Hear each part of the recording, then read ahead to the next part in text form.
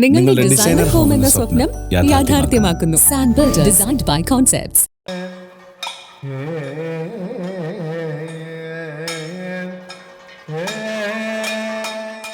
ചമയ കൂട്ട് എന്ന് പറഞ്ഞാൽ മേക്കപ്പിന് ഉപയോഗിക്കുന്ന സാധനങ്ങൾക്ക് വലിയ വ്യത്യാസങ്ങളൊന്നും വന്നിട്ടില്ല.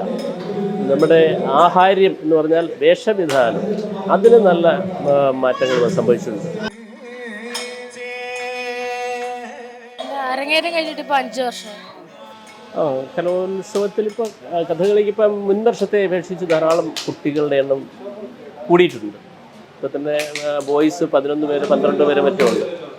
മുൻ വർഷങ്ങളിൽ 9 പേര് വരെയൊക്കെ ഉണ്ടായിരുന്നുള്ളൂ. കുറേ സമീപ വർഷങ്ങളിൽ അതിന് മുൻപുണ്ടായിരുന്നു. ഈ കൊറോണ കാലത്തിന് ശേഷം ഒന്ന് കുറഞ്ഞു. അത് കഴിഞ്ഞിപ്പം വീണ്ടും നല്ലൊരു മാറ്റമുണ്ട്. കുട്ടികളുടെ എണ്ണം വർദ്ധിച്ചിട്ടുണ്ട്.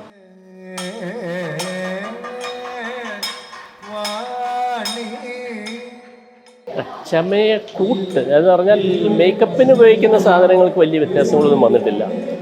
നമ്മുടെ ആഹാര്യം എന്ന് പറഞ്ഞാൽ വേഷവിധാനം, അതിന് നല്ല മാറ്റങ്ങൾ സംഭവിച്ചിട്ടുണ്ട്. നമ്മുടെ കാലത്തിൻ്റെ മാറ്റങ്ങൾ അനുസരിച്ച് തന്നെ ആ ഒരു ആടയാഭരണങ്ങൾക്കൊക്കെ കൂടുതൽ അട്രാക്ഷൻ ഉള്ള ഒരു രീതിയിലേക്ക് മാറിയിട്ടുണ്ട്. നല്ല പണം ചെലവാക്കി തന്നെ നല്ല മനോഹരമായ ആടയാഭരണങ്ങൾ കുട്ടികളെ അണിയിച്ചൊരുക്കി ഭംഗിയായി സ്റ്റേജിലെത്തിക്കുക എന്നുള്ള ഒരു നിലയിലേക്ക് എത്തിയിട്ടുണ്ട്.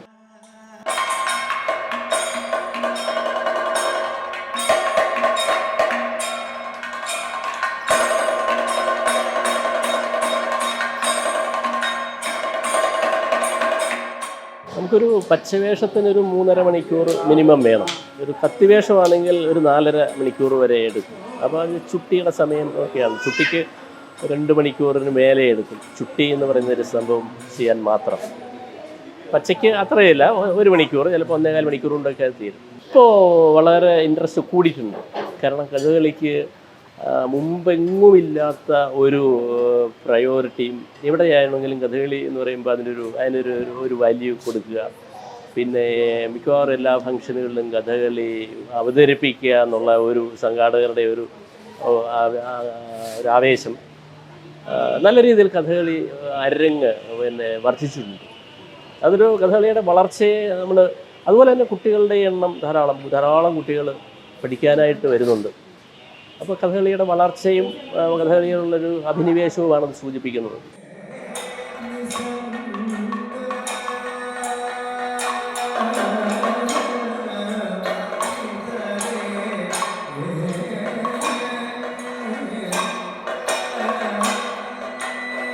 കഥകളിയെക്കുറിച്ച് നമുക്ക് സ്വതേ പലർക്കും ഒരു അഭിപ്രായമുണ്ട്, കഥകളി കണ്ടാൽ മനസ്സിലാവില്ല എന്നുള്ളത്. അതിൻ്റെ പ്രധാന പ്രശ്നം എന്ന് പറയുന്നത് മുദ്ര കണ്ട് മനസ്സിലാക്കാൻ പ്രയാസം തന്നെയാണ്. കാരണം അത് ശാസ്ത്രീയമായ ഒരു കലയാണ്. മുദ്ര അഭിനയം എന്ന് പറയുമ്പോൾ അത് മുഴുവനും കണ്ട് പ്രേക്ഷകർക്ക് മനസ്സിലാക്കുക എന്നുള്ളതൊരു ബുദ്ധിമുട്ടുണ്ട്. പിന്നെ മുൻപ് എന്ന് പറയുമ്പോൾ നമ്മൾ കൂട്ടുകുടുംബം ആയിരിക്കുമ്പോൾ അപ്പോൾ അപ്പൂപ്പൻ മൂമ്മയൊക്കെ ഈ കൊച്ചുമക്കൾക്ക് കഥ പറഞ്ഞു കൊടുക്കുമായിരുന്നു, അല്ലെങ്കിൽ മക്കൾക്ക് കഥ പറഞ്ഞു കൊടുക്കുമായിരുന്നു. അവർ കഥകളി കാണാൻ വരുമ്പോൾ അവർക്ക് അതാണ് ഇങ്ങനെ ആവേശം ഇന്നതാണ്, അതിൻ്റെ സന്ദർഭം ഇതാണ് എന്നൊക്കെയുള്ള ഒരു കാര്യങ്ങളൊക്കെ മുൻകൂർ പറഞ്ഞു കൊടുത്ത് കാണാൻ അവരെ പര്യാപ്തമാക്കുന്ന ഒരു ഇതുണ്ടായിരുന്നു. ഇന്നിപ്പോൾ അങ്ങനെ ഒരു സാഹചര്യം ഇല്ലാണ്ട് പോയി. കഥയറിഞ്ഞ് ആട്ടം കാണുക എന്നാണല്ലോ ഈ പഴമക്കാർ പറയുന്നത്. അത് സത്യമാണ്. കഥയറിഞ്ഞ് നമ്മൾ കണ്ടാൽ അതിനെ നമുക്കൊരു മുദ്ര ഒരു പക്ഷേ അറിയില്ല എങ്കിൽ പോലും നമുക്കതിനെ ആസ്വദിക്കാൻ പറ്റും.